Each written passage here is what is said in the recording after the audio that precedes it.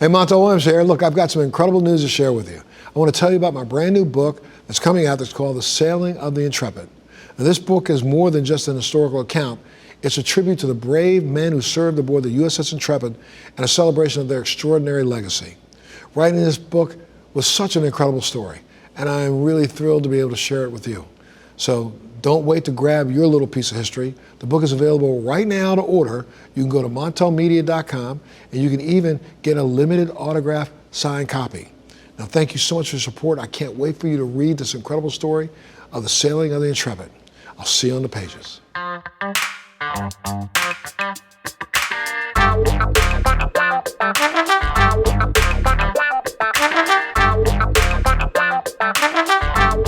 Well, hey guys, welcome back to another edition of Let's Be Blunt with Montel, where we dive into the latest cannabis news, research, and culture shaping the world today.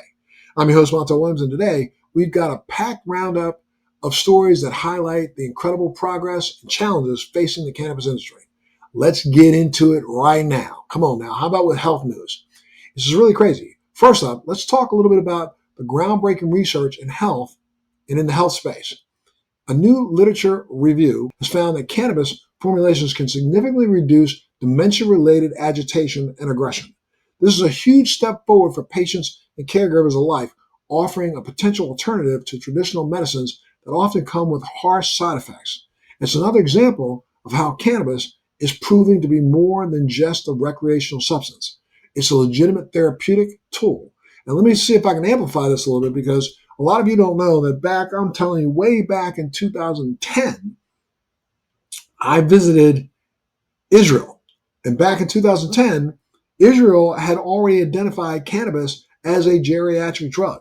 I spent some time going out to a couple of the kibbutzes that were being used as basically nursing homes. And one of the first things that was discussed with me when I went to a nursing home was the fact that cannabis was reducing the outbursts from a lot of the patients that had, basically dementia-related outbursts throughout the night. I witnessed some of this myself with my own two eyes. I watched a patient who literally, I got there this kibbutz at about, it was 10:30, 11 o'clock in the morning. And I remember walking in the front door and was absolutely blown away. One, that this little small, and I don't know if a lot of you know a lot about kibbutzes in Israel, they're kind of like little compounds, and the compounds that aren't necessarily, they don't look like, your traditional nursing home, and they definitely don't look like a hospital setting, but a large, big house building, kind of a house building with multiple different rooms in it. And I remember being greeted at the front door, and the only thing I thought about with that first greeting with the person who was running the kibbutz was that I heard screams coming from inside. And I'm thinking, my God, what are they doing to these people? And then when I walked in, I said, why is so much volume? And the lady said, well, I'm sorry, that's coming from our dementia ward. They haven't had their breakfast yet. And I'm like, they haven't had their breakfast yet? What's their breakfast? And their breakfast was a breakfast made of processed cannabis that was made into a porridge. And within the first 20 minutes of me being there, I was going there to interview a different patient who had been in there who was a daily cannabis user, a senior citizen. I remember while we were waiting to set up and get the cameras all set up to do that, I then distinctly remember that 15 minutes ago, it was so loud in here, I couldn't do an interview. And now all of a sudden it was quiet as a church, a mouse in church. It was so quiet you couldn't hear anything. And I was like, what is going on? I walked back out thinking, man, they must have gone in there and they muzzled all these people, or they've done something to make them be quiet, because they didn't tell them to be quiet. They just stopped, and the screaming was pretty loud. And the nurse said, oh, we get once a week we get a shipment of flour that we then grind up and we put into a porridge, and each one of the the patients there would get a breakfast with a kind of a porridge, a cannabis porridge in it.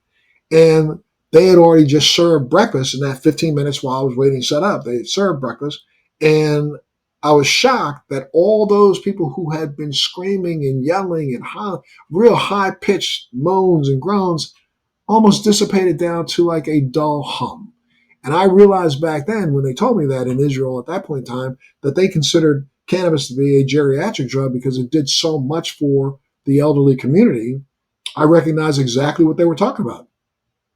This was like case in point, at least, and there were probably 8 patients who were making the noises the loudest, and another 4 or 5 who were literally making noises based on the fact that these other were making noises. And so, therefore, the second that the people who were in pain or just agitation, once they calmed down, the entire building calmed down. And they said this will be this way until we serve dinner and we give them a salad that has flour sprinkled throughout it, and we also add a little bit of THC oil to that, to their salad dressing, and that keeps them calm until they go to sleep. And it's not until they wake up in the morning, when they wake up in the morning and the cannabis is kind of worn off, that they become agitated again. So I think this proves that this is a legitimate therapeutic tool, and we should be doing way more research in that, especially for our Asian community, and helping them be able to get through, that the last quarter, as I say all the time, pain-free, or at least being able to feel better about themselves. And speaking of therapeutic tools, researchers from Poland and Texas have discovered that cannabigerol, which is CBG, might be a game changer for colon health and metabolic function. In a study on rats fed a high-fat, high-sugar diet, CBG reduced inflammation, improved insulin signaling, and even restored balance in lipid metabolism. This could have major implications for people dealing with type 2 diabetes, obesity, and related conditions. It's exciting to see how cannabis compounds like CBG are being explored for their multi-target therapeutic potential. And what's so crazy about this is that I'm not patting homie on the back for this, but though there were articles being written, that's the only reason why I knew about it. I believe that I was one of the first people in this country to start talking about CBG at conventions across this country. I also talked about a lot of the minor cannabinoids, some of which we haven't even really dug into, like CBC or THCV. There are several different cannabinoid components. Some people say they could be up to 2,000. I'm not sure. There's never been a meeting of a mind that I've seen in this industry about the number of cannabinoids that are minor cannabinoids that are in the plant. But this also is a reason why research is so paramount. We have a product through hemp cannabis that we know has somewhere around 3,500 different usages, which is really insane. And this is something that people want to they're trying to roll back in some areas, and we're going to talk about it a little later on, but they're trying to roll back your ability to access this. And I think this is absolutely insane. When we have targeted proof that says that there is a therapeutic potential for this that needs to be really, really, really researched, that's what we need to start doing, is getting into the research and getting that done. And here's another fascinating health update. A long-term case study out of Europe has shown that cannabis-based medicine can improve symptoms for those who have Tourette syndrome, especially Tourette syndrome in children. 2 young patients resistant to conventional treatments experienced reduced tics and psychiatric symptoms like ADHD and OCD over several years of cannabis-based therapy. And what's more, there were no more side effects, and their academic performance remained strong. While it's just 2 cases, it's a promising sign for families seeking alternatives to invasive treatments like deep brain stimulation. It's another one that I got to stop for a second and just let you know, I saw firsthand myself. I used to live in a building in Manhattan, and one of my neighbors, and I have no right to give out his name or to so that he's identifiable, but I know he stopped me one day in the elevator and said, "Mr. Williams, I'm really just I wanted to say hello to you. I wanted to meet you for a long time. I've heard about and know about a lot of the things that you do in the cannabis space, and maybe you might want to." If you want to interview me, I'm available. If not, just take this information and understand it. I've been suffering from Tourette's since I was a child. And my outbursts are, for me, significantly embarrassing because, unfortunately, mine are normally laced with profanity and accusatory comments to people around me and negative things. And so I can't control it. Sometimes I can say things that, might end up getting me punched in the face, though it hasn't happened yet, but it's going to probably happen one of these days. But one of the things that I recognize and now see, as a matter of fact, I'm on it right now, the more I use cannabis, the less outbursts I have. So it just took us 2 minutes to ride down this elevator. I normally, when I don't use cannabis, have at least 3 or 4 outbursts in a 2 minute period of time. If you notice, I haven't had any outbursts at all. Part of that is because I'm talking to you, but the other part of it is because, the cannabis seems to dampen my urges. And those urges that I feel are uncontrollable. And this seems to help me. He told me this, I'm going to tell you, almost 12 years ago. So I think to myself, how many people are out there suffering right now who have children who have Tourette's or adults that have Tourette's and they don't know what to do, and they feel as if it's a lost cause for them to be in social situations because they fear that they're going to have an outburst that could be deleterious to their health. And to let them understand that there is something that could give them relief. We don't know, one size doesn't fit all. Not everybody's going to be helped the exact same way. But wouldn't it be amazing if we could find out that just a touch of, let's say, CBG and a little bit of THC together in a drink or in a gummy or in some way that they can consume it could literally give them their social lives back? That's what this is all about. That's the reason why research is so important. And that's the reason why I'm calling on you to make sure you reach out to your local congressman, senator, and let them know that don't touch our cannabis. If we got legal cannabis in the state, leave it alone, because at least we're helping some. We might not help them all, but we're helping some. Now, let's talk a little bit about pain, and let's talk specifically about back pain. 2 new studies have shown that cannabis can blunt back pain effectively. Researchers found that cannabis not only reduced pain levels, but also improved patients' overall quality of life. This is great news for the millions of Americans dealing with chronic back pain who are looking for alternatives to opioids and other pharmaceuticals. And, because, that's what we love to do. If you got pain, take this pill. If you got more pain, take this pill. Well, isn't it better to consider doing something that's 100% natural? And we know for a fact that cannabis is 100% natural. We've not seen any adverse effects, because there's a lot of smack being talked about various syndromes that all of a sudden, after 5,000 years of cannabis use, there's some syndrome out there associated with cannabis. And maybe it's not the cannabis at all. Maybe it's the fake cannabinoids being sold in some of these, bodegas and gas stations across the country. Maybe that's where the problem is. It's not the cannabis, the plant-based medicine itself. So, let's not throw the bathwater out, the baby out with bathwater. Let's make sure that, we continue to support medical cannabis nationwide. We continue to support as much research as we possibly can so that we can have some, what Western medication feels is the gold standard. Let's have some double-blind studies to prove this. There's a lot of smack being talked out there that, there's no double-blind studies have proven this. That's a straight-up lie. There have been several studies across the world, around the world, showing the efficaciousness of cannabis as a medical alternative to some of the other pharmaceuticals that are out there. And finally, let's talk a little bit about sleep. Now, a new article in the Washington Post explores whether marijuana can help you sleep. Well, while THC and CBD have shown promise in improving quality of sleep, the article highlights that the effects can vary depending on the individual and the doses. And it's a reminder that cannabis isn't a one-size-fits-all solution. I said that already, but it's not. It's certainly worth exploring for those struggling with insomnia or other sleep disorders. I will tell you 100%. I use cannabis every single day.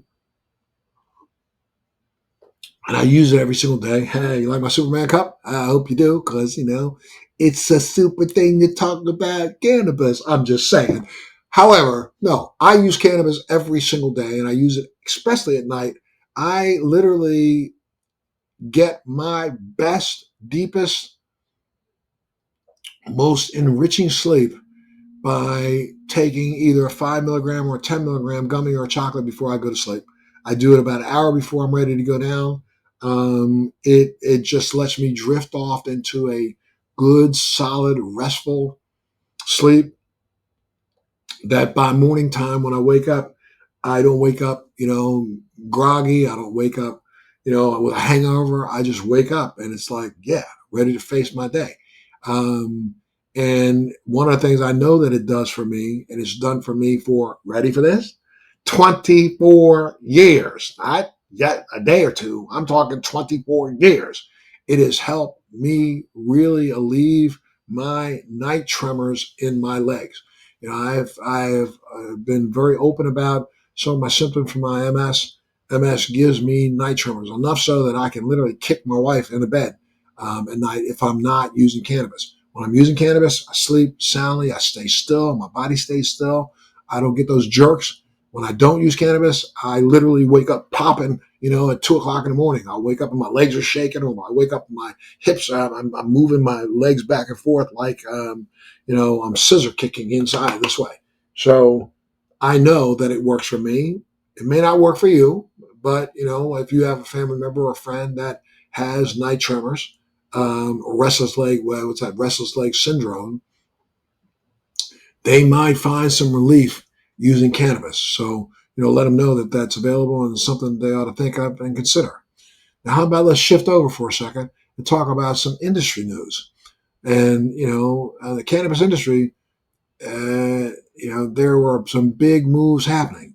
Target, yes, Target has started selling THC-infused beverages at select stores in Minnesota. This pilot program features brands like Cann, Wild, WYLD, and Trail Magic.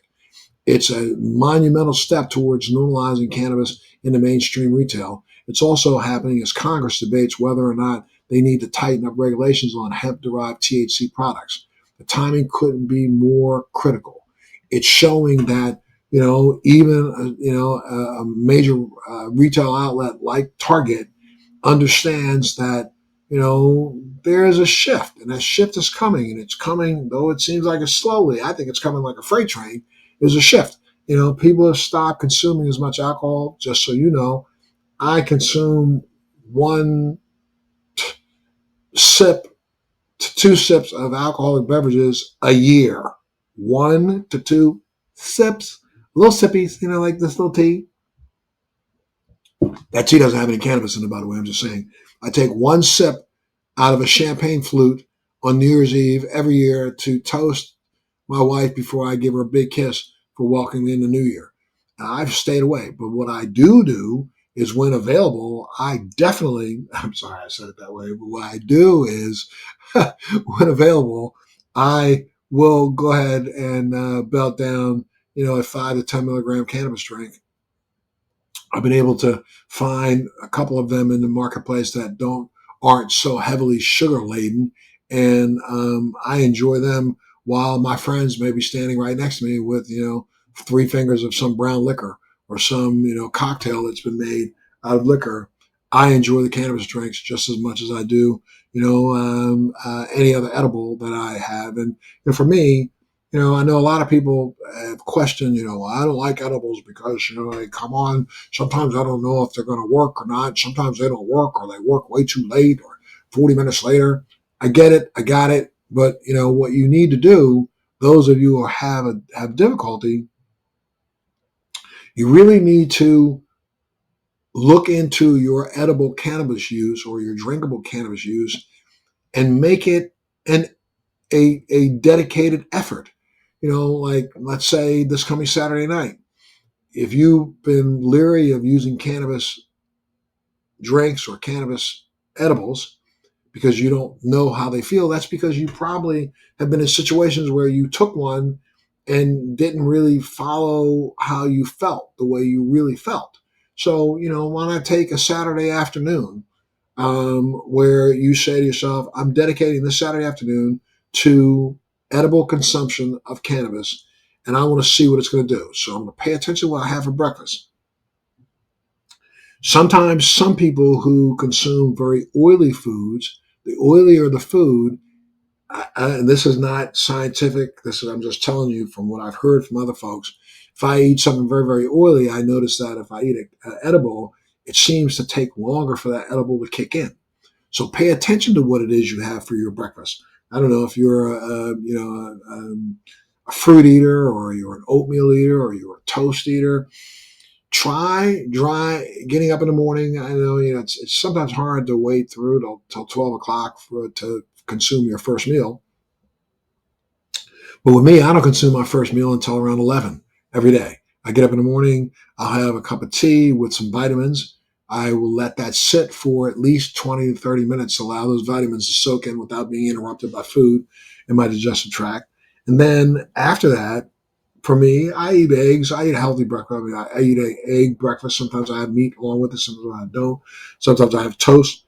My toast is always dry if I know I'm going to consume an edible. Have that toast, and then wait a good hour till after you've eaten. Wait a good hour. Sometimes you can wait even an hour and a half. Don't have anything in your stomach. It takes like 20 to 40 minutes for things to go from your stomach into your upper IG. So let it run its course. Get that out of there. Then consume whatever it is in an edible form, cannabis, that you want or you're considering to do. You want to do. Do it then, and then literally look at the clock. Okay, I just finished my gummy and or my chocolate or my drink, and it's 12:20. Then I want you to sit down, go sit there, turn on the news, turn on whatever is your favorite program, turn on a football game, turn on whatever it is, and then sit there and watch and pay attention to how you feel. It would even be worth it for you to take out a pad and a piece of paper and a pen and try to write down little notes. It's really strange. You can write down hash 1240. Starting to feel like, something's going on. Don't know what that something is, but I'll check in again in 5 more minutes. 5 minutes go by, write down another little note. I am starting to feel something. Wait another 5 minutes. Matter of fact, I know I'm feeling something. Yeah, this is pretty good. I like this. And now sit on that and ride it out. Ride out the entire thing. Checking in with yourself every 15 minutes or so. Write down a note so that you can see that from 12:15 until 4 o'clock, I was affected by that 5 milligram gummy. I wasn't affected by that 5 milligram gummy. If you weren't affected by it, wait those 3.5 hours before you try to consume something else. If in fact, let's say you're that person who says that I didn't feel anything, didn't do anything for me at all. Okay, now you're going into Saturday night and you recognize that my Saturday is my test day for cannabis. Then go ahead and if you want to take another 5, I wouldn't take 10. I would take another 5 then. Wait 15 minutes again and start keeping notes. Now, if you go the entire 3.5 hours again, not feeling anything, don't then add another one to the end of the day because you might be in a nightmare state. I'm telling you, because you might put another one in, and next thing you know, all 15 hit you at the same time. So skip it. Go ahead and go back consuming in a vaporized form or a smokable form, the way you normally do if that's what you do. And then the next Saturday or the next Tuesday or Wednesday if you're off and you can have some time alone. Try it again, but this time start off with not 10 milligrams. If you started the first time with 5, go to 7.5. This whole process I'm talking about is called slow as you go. Slow as you go. Do 7.5. Do a 5 milligram and cut the other gummy in half. Do that at the same time and put yourself through the same paces. Take notes. You're going to find that sweet spot for you. By the third time, let's say that, okay, all right, you tried 5.5, 5, you tried 7.5, got nothing. Try 10. If you claim you got nothing out of 10, then I'm going to tell you, you're lying to yourself or something's going on with you. And maybe edible's not your way to go. Because what you don't want to do is jump up to 20 milligrams or 25 milligrams, because once you put it in, it ain't coming out other than through your forehead. So ensure that, do Pick specific days and take the time to test yourself. Why not? If that's what it is you think you'd like to do, rather than, have 4 fingers of brown liquor, then try it. And you might even find that on those days that you didn't feel like you felt a euphoria, you might figure out the next morning when you wake up, how did I sleep? You might have slept better than you think you did. So it's always good to check in with yourself. Okay, now here's another kicker. In a recent poll, a recent poll shows that most Americans believe that cannabis is a healthier alternative to alcohol, and many expect it to be legal nationwide within the next 5 years. In fact, 80% of adults who drink cannabis-infused beverages say they've cut back on their alcohol, with some of them quitting entirely. This shift is catching the attention of major players in the alcohol industry who are now lobbying Congress to make sure that Congress changes, or can influence, some of the hemp and cannabis beverage regulations, because they see their opportunities starting to dwindle. And some of them are even trying to put some money in the industry so that they have an opportunity in the industry if it goes the other direction. So it's fascinating. It's a very fascinating tug of war between industries, and we'll be keeping a close eye on how this unfolds. Meanwhile, Minnesota cannabis dispensaries are struggling to stock their shelves as supply chain issues lag behind demand. It's a classic case of growing pains in a newly legalized market, but it underscores the need for better infrastructure and planning as more states move toward legalization. Now, over in New York, cannabis growers are highlighting both the challenges and the benefits of cultivating this crop. From navigating complex regulations to dealing with market competition, it's clear that while the industry offers incredible opportunities, it's also not without its hurdles. But growers are optimistic, emphasizing that the potential for economic growth and community development is really there. There's a great potential there. Now, here's a big one. Massachusetts is seeing a ballot campaign to end its adult use cannabis market. Advocates behind the campaign are on track to collect enough signatures to put the issue to a vote. It's a controversial move that could have major implications for the state's cannabis industry and a broader legalization movement. Kentucky is gearing up to launch its first medical cannabis dispensaries. With over 14,000 medical cannabis cards already issued, the state is on track to have products available by the end of the year. This is a really big deal for patients who've been waiting for relief. It's expected to create thousands of new jobs in cultivation, production, and distribution. And for those of you who don't know, to go look back in time, Kentucky was probably one of the biggest producers of cannabis in the mid 50s to early 60s. Yes, you pick up a book. I did a podcast about it. A book called the Cornbread Mafia. If you find that book talks a lot about where cannabis came from in the 50s and the 60s, and most of it came out of Kentucky, in the early 70s, when we were talking about cannabis being, sent here from Mexico. A lot of that cannabis was coming directly out of Kentucky. So very, very interesting that finally Kentucky's gone back to, doing what they did very well. On a more positive note, a new digital healthcare platform called Cannalinx, CANNALNX, has launched, connecting consumers with medical cannabis reimbursement options. This is a huge step forward in making cannabis-based treatments more accessible and affordable to patients who need them most. Now let's talk a little bit about jobs and employment. Let's talk about the cannabis jobs. After years of hypergrowth in the U.S., cannabis industry saw a slight contraction in 2024, with employment dropping by about 3.4%. However, revenues still grew by 4.5%, reaching about $30.1 billion. The industry is shifting from rapid expansion to focus on efficiency and sustainability. State by state, the trends are fascinating. Mature markets like California, Illinois, and Colorado saw job losses due to high taxes, market saturation, and competition from the illicit market. But emerging markets like New York, Mississippi, and Ohio experienced robust job growth, with New York leading the way with more than 209% increase in cannabis jobs. Analysts predict that by 2025, the industry may rebound, with new markets driving employment growth and national sales expected to hit $34 billion. Now, meanwhile, in Ohio, cannabis dispensary workers at herbal wellness centers have gone on strike. Yes, gone on strike, demanding better wages and working conditions. It's a reminder that as the industry grows, we need to ensure that people working in that industry are treated fairly and equitably. Now, how about some global news? Over in Spain, the government has taken a historic step by approving a royal decree to regulate medical cannabis in hospital settings. This is a long-awaited move that allows specialist physicians to prescribe cannabis-based oils for patients with documented clinical needs.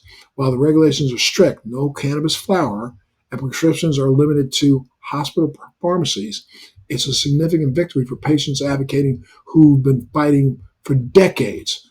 The hope is that this framework will pave the way for more accessible and evidence-based cannabis treatments in the future. And down under in Australia, the medical cannabis industry is booming.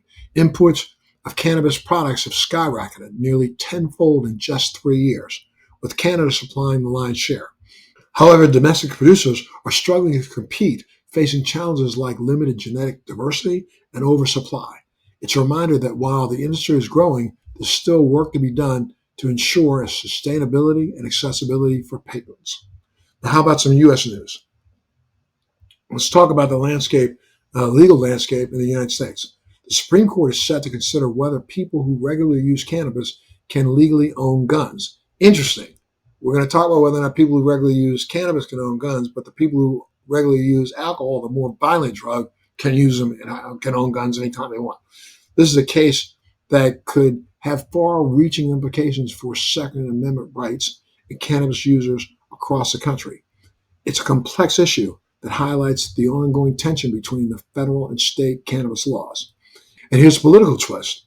Trump's drug czar nominee has sidestepped the question of cannabis rescheduling, while the House Republicans are moving forward with an effort to block the administration's power to reschedule cannabis. At the same time, Trump himself has promoted hemp-derived CBD for senior health care in a shared video. It's a mixed bag of signals, but it shows that cannabis remains a hot-button issue in Washington. But not all the news is positive. Despite legalization efforts, marijuana arrests remain a major issue in prohibition states. In 2024 alone, over 200,000 Americans were arrested for cannabis-related offenses, with 92% of those arrests being for just simple possession. States like Texas, Georgia, and Indiana are leading the pack in these outdated enforcement practices. It's a stark reminder that while we've made progress, there's still a long way to go to end criminalization of cannabis. And how about a cultural spotlight? Finally, let's talk about the cultural shift happening around cannabis. With veterans, I'm talking about the Veterans of Foreign Wars, VFW, has partnered with a hemp THC beverage company to offer cannabis drinks as an alcohol alternative at VFW posts nationwide. This partnership not only supports veteran services, but also highlights the growing acceptance of cannabis as a safer option for relaxation and socialization. It's a powerful example of how cannabis is reshaping the culture wars here in a meaningful way. Well, that's it for today's Cannabis News Roundup. But from groundbreaking research to industry milestones and cultural shifts, it's clear that cannabis is making waves across the globe. It's always great for us to stay informed, to stay curious, and to let's keep the conversation going.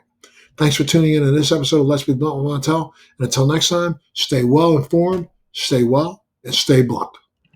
Thanks for joining me on Let's Be Blunt with Montel. Please make sure you're subscribed and hit the bell to be notified when new episodes post each week. We'd love to hear your feedback also, so please send us your comments. Military Makeover is so grateful for the support of Purple Heart Homes, a nonprofit organization that rebuilds and transforms the homes for our veterans. Our heroes come home with sacrifices most of us can't imagine. As a veteran myself, I've been there and founded Purple Heart Homes to help. When I tell the story of Purple Heart Homes, it's the freedom to not have to depend on somebody else to do the simple everyday things in life. Visit phhusa.org/makeover to learn how you can help.